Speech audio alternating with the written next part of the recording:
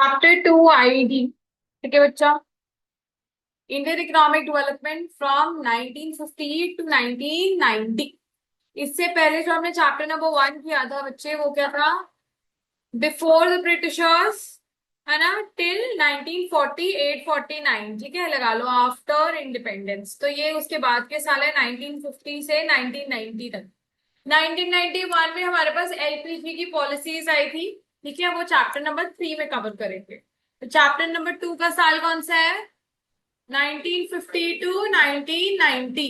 तो यहाँ पे हम कितने साल पढ़ने लगे बच्चे? 40 इयर्स। ठीक है। सब बच्चे, जो इकोनॉमिक सिस्टम है वो क्या है? It is an arrangement by which the central problems of an economy are solved. Economic system क्या है? एक तरीका है जिससे हम क्या करते हैं, सेंट्रल प्रॉब्लम इकोनॉमी की क्या थी? 3 चीजें। What to produce, how to produce, for whom to produce. तीनों चीजें जो है हम सॉल्व करते हैं। ठीक है। सो सबसे पहले हमारे पास क्या आया? What to produce. So what to produce में हमारे पास we have two questions, whether to produce capital intensive goods or to produce whether to produce capital goods or to produce consumer goods। ठीक है। सो हमें ब्रेड्स बनानी है क्या हमें गन्स बनानी है? रिसोर्सेज तो क्योंकि मेरे पास क्या है बच्चे, हमेशा लिमिटेड है। बनाना मैं सब कुछ चाहती हूँ, पर क्या लिमिटेड रिसोर्सेज के साथ मैं सब कुछ बना सकती हूँ? नहीं। So there is a problem of choice. तो नंबर 1 प्रॉब्लम इज कि मुझे बनाना क्या है। तो बना क्या सकती हूँ? या तो मैं कंज्यूमर गुड्स में एंटर कर जाऊं, या फिर मैं कैपिटल गुड्स में एंटर कर जाऊं।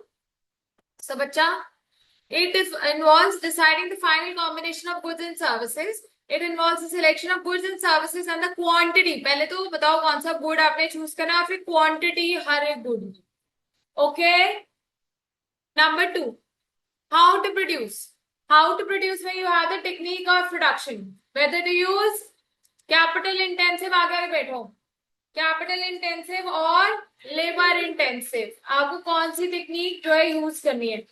अगर तो आप अफ्लुएंट इकोनॉमी हो, जैसे यूएस है, रशिया है, यूके है, तो वहां पे लेबर महंगा होता है, मशीनें अच्छा काम करती है, सस्ता काम करती हैं।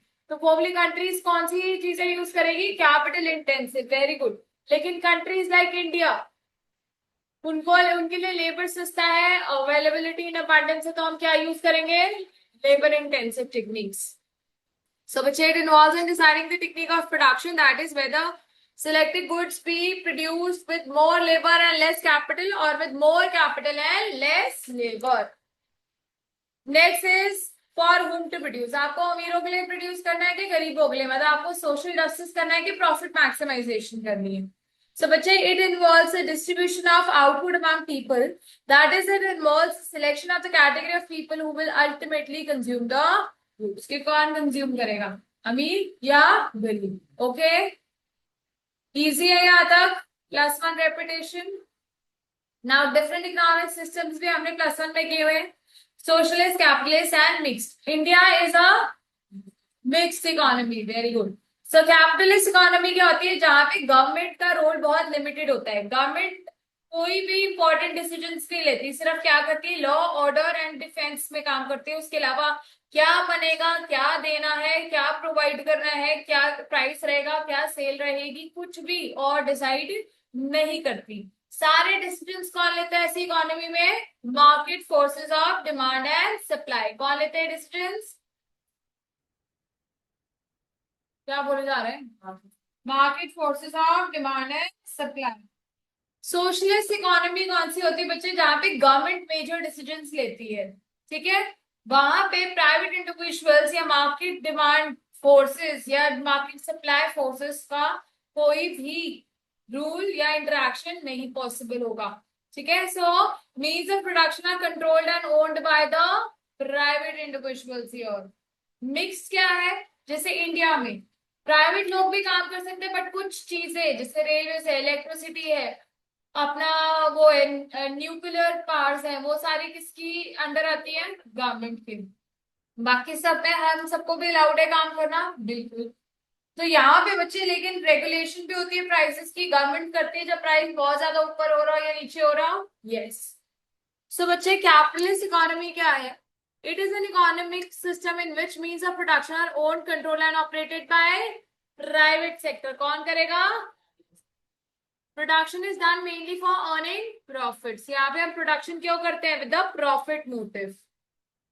So the central problems like what, how and for whom are solved through market forces of demand and supply. Okay. Under capitalist system बेटा what to produce, क्या produce करोगे जो सबसे ज्यादा profit देगा? ठीक है. So under the system those goods are produced which can be sold profitably either in the domestic or the foreign market. मुझे फर्क नहीं पड़ता चाहे इंडिया में बिके चाहे बाहर बिके, पर मेरे को प्रॉफिट मिलना चाहिए. हाउ टू प्रोड्यूस, जो सबसे सस्ता होगा, जो इजीली अवेलेबल होगा. अगर इंडिया हूं तो लेबर, बाहर हूं तो बिल्कुल. So which goods are produced using cheaper techniques of production. In case of cheap labor, labor intensive production is used. In case of costly labor, cheap capital, so what is used? Capital intensive techniques are produced.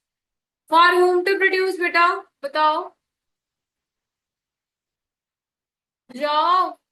Capitalist में किसके लिए? Only for अमीर, not for social purpose. I want to earn only profits. So, but in a capitalist economy, goods produced are distributed among people not on the basis of their need, but on the basis of their need and purchasing power. जितना ज्यादा कोई मुझे पैसे देगा मैं सिर्फ उसी को बेचूंगी. There is private ownership of the means of production. कौन means of production मतलब कौन संभाल के, कौन ओन करेगा goods and services? बोल यारो बच्चों उठ जाओ please, get up. Who will own the goods and services in capitalist? Capitalist बेटा, कैपिटलिस्ट. देखो लर्न करने का तरीका बता दो. कैपिटलिस्ट होते जहां पे कैपिटल इन्वॉल्व है, मतलब पैसा. कौन करेगा? प्राइवेट. सोशलिस्ट मतलब सोशल वेलफेयर है तो वहां गवर्नमेंट है. ठीक है. Who will own in capitalist? Private. Private. Means of production कौन से होते हैं जिसमें प्रॉफिट्स मैक्सिमाइज हो? ठीक है. The role of the government is largely confined to the maintenance of law and order. लेकिन यहाँ पे law and order तो government देखेगी ना बच्चे. Socialist का है जहाँ पे means of production are owned and controlled by the government. Government को state भी कह देते हैं. Okay. So under socialist what to produce, जो कि सबसे ज्यादा जरूरत होगी जिसकी इकोनॉमी में वही प्रोड्यूस होगा. Yes. So government decides what to produce, which is in that which the society needs. How to produce, हाँ जो सबसे ज्यादा इकोनॉमी को सबसे ज्यादा फायदा देगा. तो इंडिया में लेबर को एम्प्लॉयमेंट सबसे ज्यादा मिलती है. सो बच्चे government decides how to goods are to be produce. For whom to produce? For the welfare of the society. Yes, social justice, social welfare. तो यहाँ पे इंडिया में गरीबों के लिए. So distribution under socialist is supposed to be based on what people need and what not what they can afford. So socialist nation provide free health care to the citizens who need it. Okay. Features क्या होगा? Means of production are collectively owned, मतलब government own कर रही है. Collectively owned by the society as a whole, as there is public ownership of the means of production. Public ownership मतलब कौन own कर रहा है? Public. Public मतलब गवर्नमेंट. ठीक है. मीन्स ऑफ प्रोडक्शन किस लिए होते हैं? For social welfare. There is a direct participation of the government in the access of production. Yes.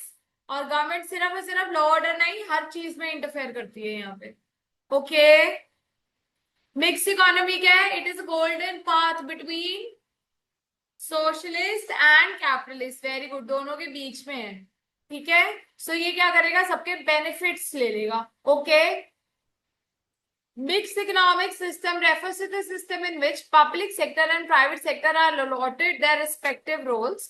In mixed economy, government and the market दोनों मिलके, गवर्नमेंट और डिमांड एंड सप्लाई मिलके तीनों problems को सॉल्व करती हैं. प्राइवेट सेक्टर वो वाले गुड्स एंड सर्विसेज प्रोवाइड करते हैं जो कि सबको चाहिए, जिसके लिए पैसा मिल रहा है. और गवर्नमेंट जो प्राइवेट सेक्टर नहीं प्रोड्यूस करता, जिसकी जरूरत है, जिसकी नीड है इकोनॉमी में, वो प्रोड्यूस करती है. ओके. So features क्या है? Means of production are collectively owned by both government as well as private individuals. Private sector decisions are on the basis of profit and government का क्या है? Social welfare. Both private and public say play a significant role in the process of production. Now India हमने कहा एक mixed economy है. मेरा question ये है कि क्यों है वो मिक्स्ड इकोनॉमी?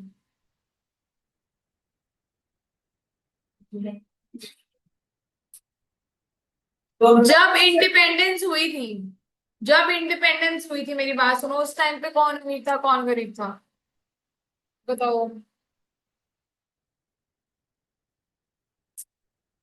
बस ये देखो, लोग थे जिनके पास पैसा था, पर गवर्नमेंट डरती थी कि जैसे पहले गोरों ने, ब्रिटिशर्स ने इंडिया को इतना टाइम स्लेव बना के रखा, सोचो ना, एकदम से आजाद हुए थे तो डर था अंदर, बहुत खौफ था कि अब कोई और हमारे ऊपर रूल ना करे, क्योंकि हमारे ही लोग जमींदार बन के हमारे सिर पे नाच रहे थे, ऐसा नो हो रहा था। तो बच्चे, उस वजह से लोग इतना डर चुके थे कि गवर्नमेंट ने कहा कि नहीं, सब कुछ प्राइवेट लोगों के हाथ में तो हम नहीं छोड़ सकते, क्योंकि अब ये खा जाएंगे हमें, हाँ या नहीं।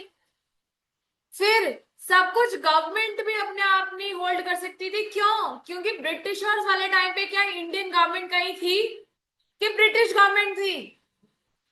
तो बच्चे, आप सोचो, कोई 1 साल का बच्चा क्या पूरी इकोनॉमी को घुमा सकता है? नहीं। जैसे गवर्नमेंट न्यू थी इंडिया की, एकदम बर्थ हुआ था इंडियन गवर्नमेंट का, इंडियन कॉन्स्टिट्यूशन का, तो क्या बच्चे वो पूरी इकोनॉमी का भार उठा सकती थी उस टाइम पे? तो उन्होंने कहा चलो ऐसा करते हैं, मिल बांट कर चलते हैं, कुछ जिम्मेदारियां हम उठाएंगे, कुछ तुम उठाओ। इस वजह से इंडिया ने कौन सा सिस्टम अडॉप्ट किया? Mixed economic system. Okay. So after the freedom, leaders of independent India like Jawaharlal Nehru were confused about the economic system to be followed in India. एकदम से freedom के बाद लोगों को समझ नहीं आ रहा था कि क्या करें। ठीक है, some leaders were in the favor of socialists, some were in the favor of capitalists. As a result, mixed economy, the best feature of both socialist and capitalist जो adopt करता है, was adopted by Indian economy. In this view, India would be a socialist society with a strong public sector. तो अगर socialist government आएगी तो public sector strong रहेगा, at the same time profits भी earn कर पाएंगे बिकॉज ऑफ प्राइवेट सेक्टर की independence and democratic feature. Okay, समझ आया? इजी है। अब तक हमने क्या किया? हमने कहा प्रॉब्लम सेंटर, प्रॉब्लम्स चार वही है, व्हाट टू प्रोड्यूस, फॉर तीन, what to produce, how to produce, for whom to produce. What to produce में अगर हम सोशलिस्ट में है तो नीड्स के रिक्वायरमेंट, अगर कैपिटलिस्ट में है तो प्रॉफिट्स के रिक्वायरमेंट। हाउ टू प्रोड्यूस में सोशलिस्ट में जिसकी सबसे ज्यादा जरूरत है, लाइक इंडिया में लेबर, कैपिटलिस्ट में जो सबसे सस्ता है, ठीक है। For whom to produce, socialist में needs of the society, and capitalist में what you can afford. Okay, India कौन सा सिस्टम है? वाई? बिकॉज यहाँ पे आप ये सिंपल लिखोगे क्योंकि ये takes the benefits of both the sectors. ठीक है, government या socialist will ensure that there is strong public sector and private will ensure that there is democracy, okay, and freedom of choice. Economic planning, बच्चे economic planning क्या? Planning commission की बात कर रहे हैं, ठीक है। प्लानिंग कमीशन का जन्म कब हुआ था? 1950 में, 1950 में। Okay, for the development of the Indian economy, it was necessary for the government to plan the economy, which is known as economic planning. देखो, कोई भी चीज क्या दुनिया में प्लान के बिना चलेगी? इतनी बड़ी दुनिया को लेके चलना हमने नहीं, तो उसके लिए कुछ प्लानिंग की तो जरूरत है। और वो टीम, वो अथॉरिटी जो प्लान्स बनाती है इंडिया में पहले, अभी तो नीति आयोग है, उससे पहले जो बनाती थी 5 ईयर प्लान जिसके नाम से आप जानते थे, वो कौन सी थी? Economic planning commission. क्या थी? Yes. So economic planning can be defined as a major as a making sorry as making major economic decisions by the conscious मतलब सोचे समझे decisions of to determine the authority based on comprehensive survey of the economy। comprehensive मतलब बहुत detail में सर्वे जब करने के बाद हम ये सोचते हैं कि हमने क्या बनाना है, कैसे बनाना है और किसके लिए बनाना है। जो ये मेजर डिसीजंस है ये लिए जाते हैं, तो उसको हम क्या बोलते हैं? वो कौन सी अथॉरिटी है? Economic planning. द इंडियन ये साल इंपॉर्टेंट है, the industrial policy resolution 1948 and the directive principles of the Indian Constitution assigned a leading role to the public sector. Private sector was also encourage to be a part of the plan effort. तो पहले बच्चे हमारे पास कौन सी क्या आया, industrial resolution. Industrial resolution क्या होती है, जहां पे इंडस्ट्रीज की ग्रोथ होनी शुरू हुई हमारी कंट्री में, ठीक है। सो इंडस्ट्रियल पॉलिसी रेजोल्यूशन कौन से साल में पास हुई थी, 1948। कौन से साल में, दोबारा से, ये एक एमसीक्यू बन जाता है, इसको लिख लेंगे, अंडरलाइन कर लो। आई थिंक आपके तो हाईलाइटेड है नोट्स में, है कि नहीं है। फिर बच्चे, to make economic planning effective government of India set up the planning commission in 1950। बच्चे उसके बाद हमारे को प्लानिंग के लिए, प्लानिंग को कामयाब करने के लिए हमारे को एक बैठक बिठानी पड़ी, जिसका नाम क्या रखा गया, प्लानिंग कमीशन, ठीक है, ऑफ 1950। सो कौन था उसका चेयरमैन, कौन था बच्चे, प्राइम मिनिस्टर ऑफ इंडिया, ठीक है।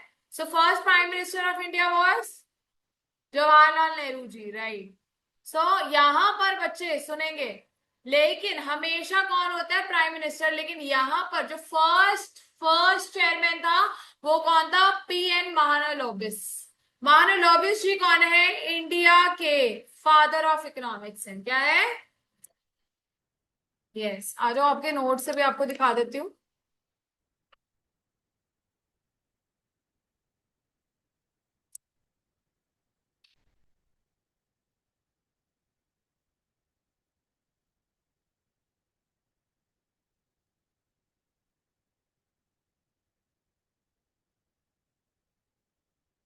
इधर ध्यान दो, ये हमने कर लिया, what to produce, how to produce, for whom to produce, capitalist कर लिया, सोशलिस्ट कर लिया, मिक्स्ड कर लिया।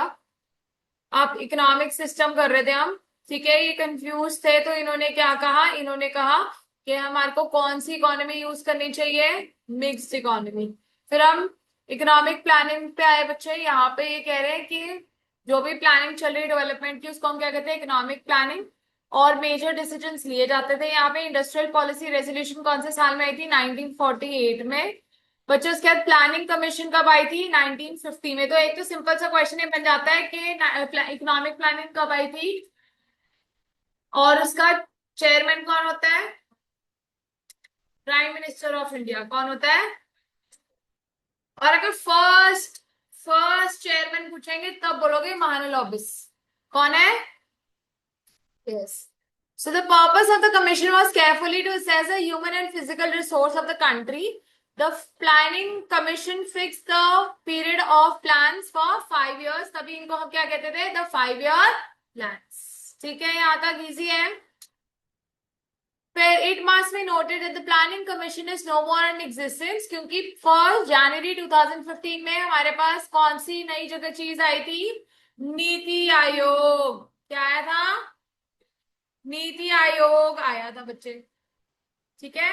सो ऐसा क्वेश्चन आ जाता है, हु रिप्लेस्ड द, ये economic planning of India, NITI Aayog कौन से साल में, 2015, 1 जनवरी 2015। On 1 January 2015, government of India constituted NITI Aayog, N acromion for, अब फुल फॉर्म भी पूछी जाती है नीति की।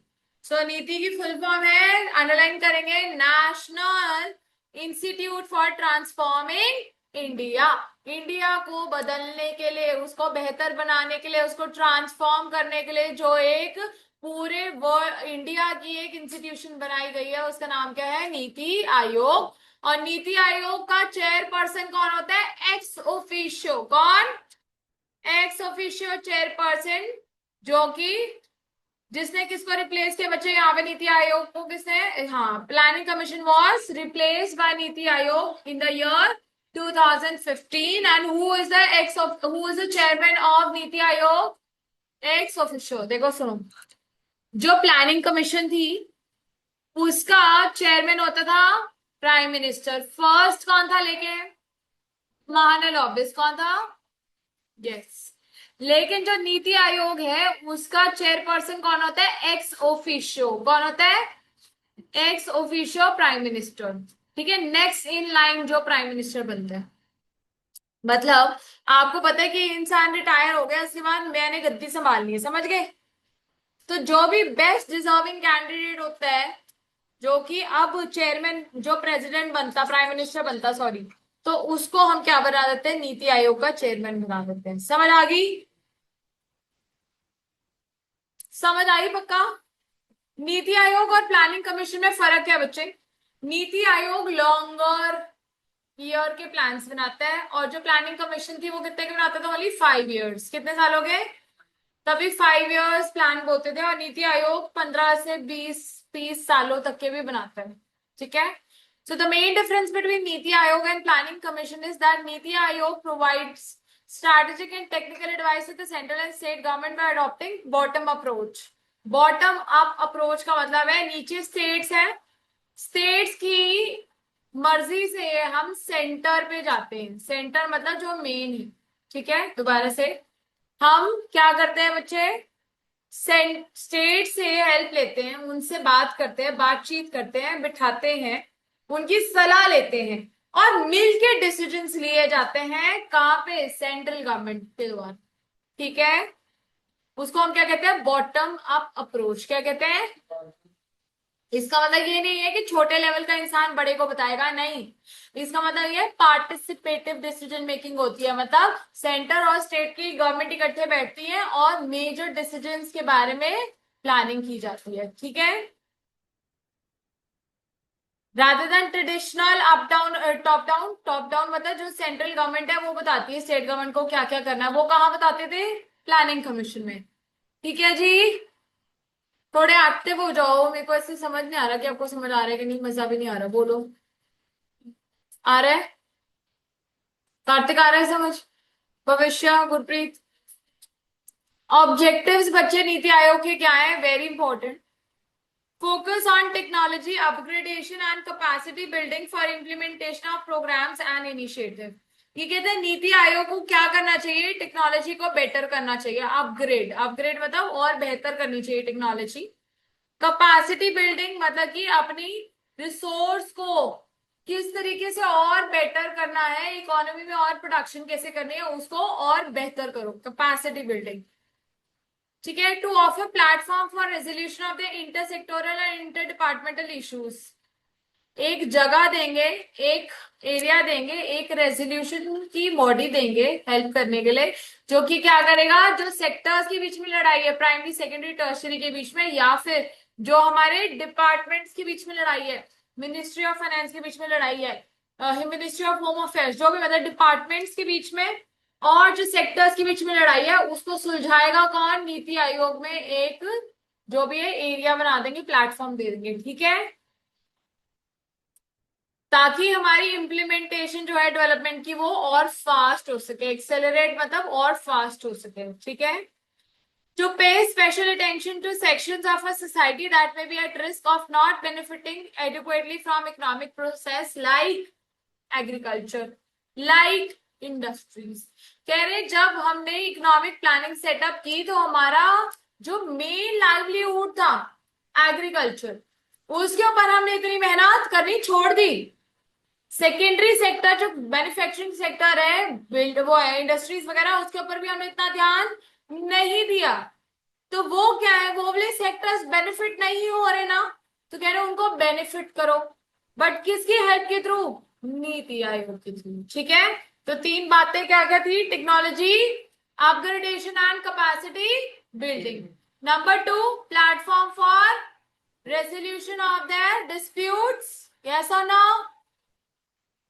नंबर 3 क्या है? Special attention to sections of our society जिनको रिस्क है of not benefiting. Okay guys? अब ये बंदा जो है इनका नाम है पीएन महानलोबिस। क्या है?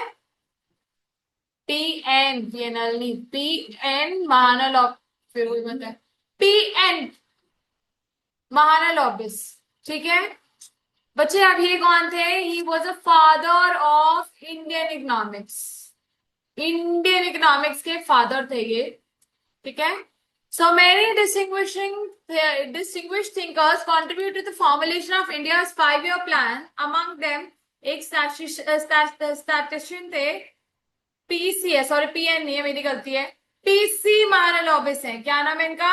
पीसी प्रशांता चंद्र महालनोबिस। क्या है? PC Prashanta Chandra Mahalanobis stands out, मतलब इनकी बातों को ज्यादा तवज्जो दिया गया। Planning in rural sense of term began with the second 5 year plan. तो कह रहे प्लानिंग जो है असलियत में जब सेकंड 5 ईयर प्लान 6 से 10 साल वाले जो प्लान्स बने थे उस टाइम पे एक्चुअल में हमारी प्लानिंग जो है बढ़िया तरीके से स्टार्ट हुई थी। ठीक है। The second plan, a landmark contribution to planning in general, laid down the basics regarding goals of Indian planning। तो कह रहे हैं इस सेकंड प्लान में तो हमें पता चला था कि इंडियन प्लानिंग किस तरीके से होनी चाहिए, और ये जो प्लान है ये किसके आइडियाज पे बेस्ड था? महालनोबिस जी के आइडियाज पे बेस्ड था। इन्होंने कहा था कि ऐसे करो, ऐसा होना चाहिए, ये नहीं होना चाहिए, जो भी है। राइट, ठीक है।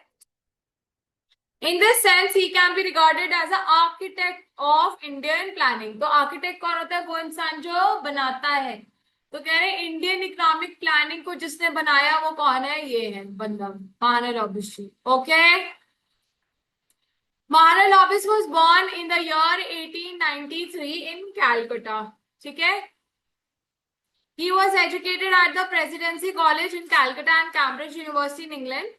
His contribution to the subject of statistics was brought him international fame, और इसकी वजह से ये वर्ल्ड वाइड इनका बहुत नाम था, बहुत शोहरत मिली इनको। In 1945, he was made a fellow member of the Britain Royal Society, one of the most prestigious organizations of scientists. Only the most outstanding scientists are made member of the society. तो जो बहुत ज्यादा पूरे world में जो सबसे ज्यादा famous group है साइंटिस्ट का, उसका नाम क्या है? ये ब्रिटेन रॉयल सोसाइटी, और उसके ये मेंबर बनाए गए। इनको इतनी वो दी गई इज्जत। ठीक है। फिर Mahalanobis established the Indian Statistical Institute ISI in Calcutta and started a journal, संख्या। ठीक है, इन्होंने एक जर्नल स्टार्ट किया जिसका नाम क्या था? संख्या। Okay, which still serves as a respected forum for statisticians to discuss their ideas. Both ISI and Sankhya are highly regarded statisticians and economists all over the world this day. During the second plan period, Mahalanobis invited many distinguished economists from India and abroad to advise him on Indian economic development. तो ये क्या हुआ बच्चे? Second year plan में महालनोबिस जी ने क्या करा? पूरे वर्ल्ड से लोगों को बुलाया और बोला कि बताओ हमें अपनी इकोनॉमिक प्लानिंग कैसे बेहतर करनी चाहिए। ठीक है, उठ जाओ। Some of these economists became Nobel Prize winners later, which shows that he could identify individuals with talent. तो कह रहे इसकी वजह से ये जो लोगों को बुलाया और बोला इकोनॉमिस्ट में मेरी हेल्प करो, तो इसका मतलब वो कह रहे कि इतना समझदार वो इंसान था कि उसने जिन लोगों को बुलाया वो बाद में क्या बने? नोबेल प्राइज विनर्स बने। इसका मतलब उनके पास एक क्षमता थी कि वो टैलेंटेड लोगों को स्पॉट कर सकते थे। समझ रहे हैं? फिर बच्चे कह रहे हैं ये वो वाला इंसान है जिसमें बहुत ज्यादा टैलेंट है, and critically and Mahalanobis was those with very critical the socialist principles of the second plans। अब इन्होंने क्या किया? ये कह रहे हैं इन्होंने सोशलिस्ट मतलब गवर्नमेंट की इन्वॉल्वमेंट को बहुत ज्यादा तवज्जो दिया। Okay, in other words he was willing to listen to what critics had to say, the mark of the great scholar. तो कह रहे कि वो जो है क्रिटिक्स समझते हैं जो अच्छा बुराइयां निकालते हैं अच्छे काम में। ठीक है, तो कह रहे हैं उनकी भी बातें बहुत ध्यान से सुनते थे। इतनी कहानियां लर्न करने की छुट्टी है, बस मोटा मोटा समझ लो। ठीक है।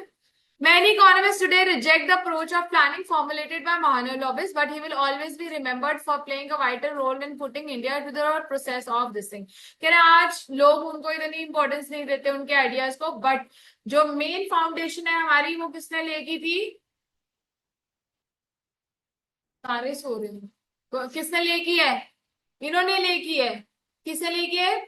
पीसी महालनोबिस जी ने। इन्होंने बताया कि कैसे इकोनॉमिक डेवलपमेंट करनी है। Right,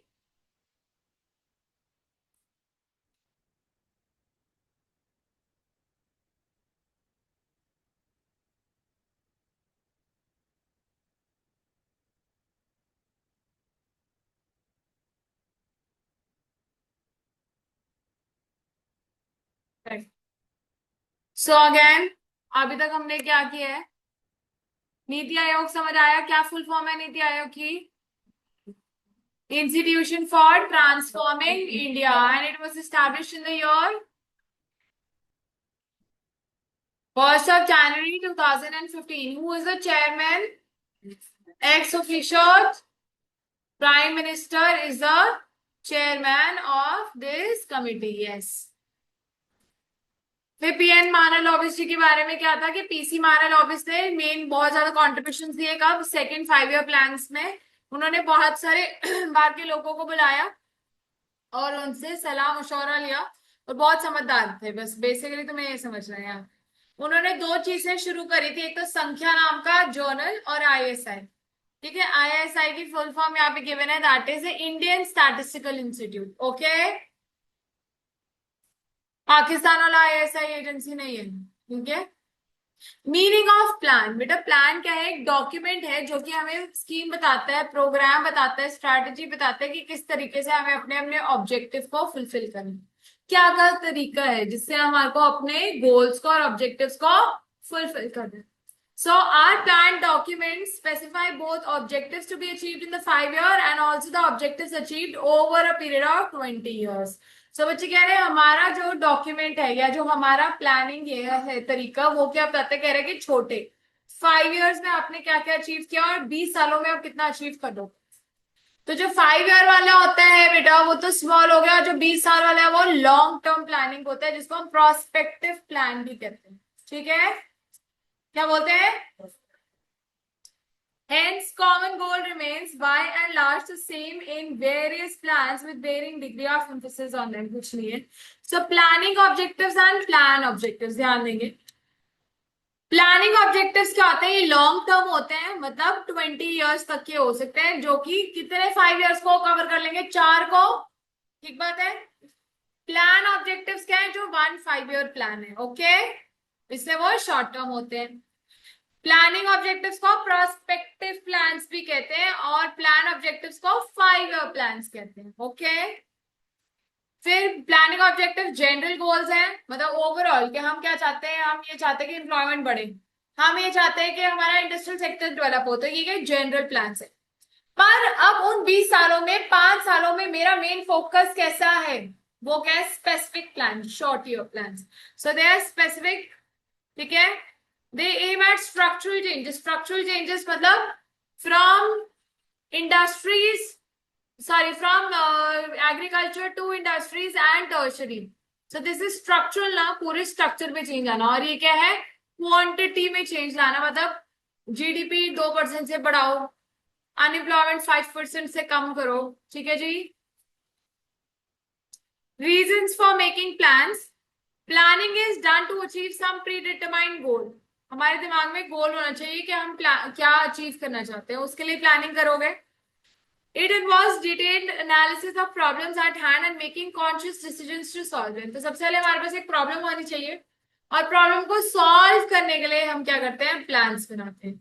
duration of each plan in India is for 5 years. That's why it is also known as 5 year plans, and this was taken from Soviet Union का concept. Okay? Yes.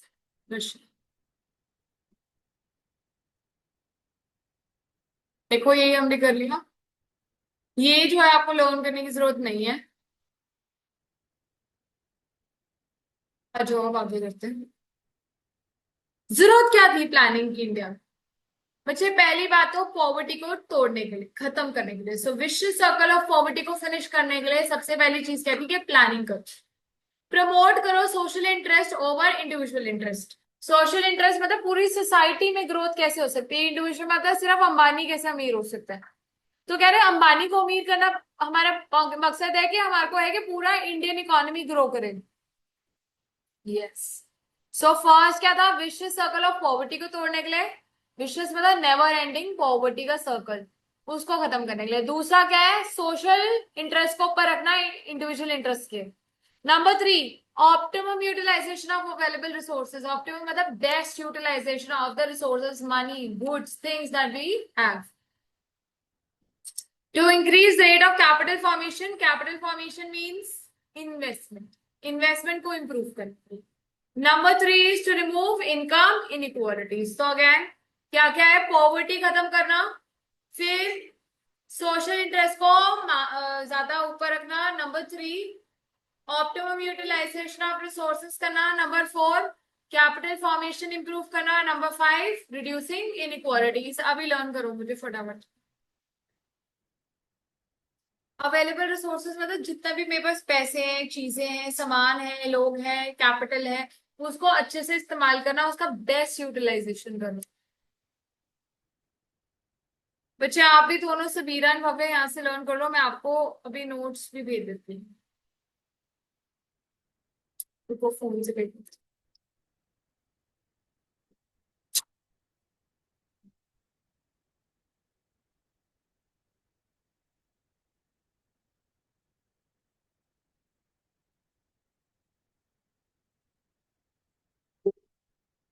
Increase rate of capital formation मतलब कि हमें वो करना है,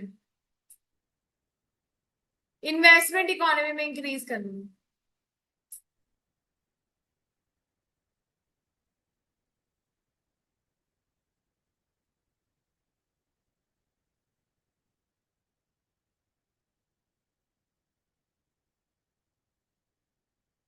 यार पूछो, मैं सुन रही हूँ।